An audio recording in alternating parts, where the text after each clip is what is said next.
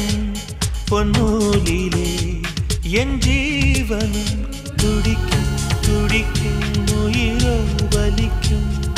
நான் உன்னை துரத்தி அடிப்பதும் நீ எந்தன் தூக்கம் பறிப்பதும் சரியா முறையா?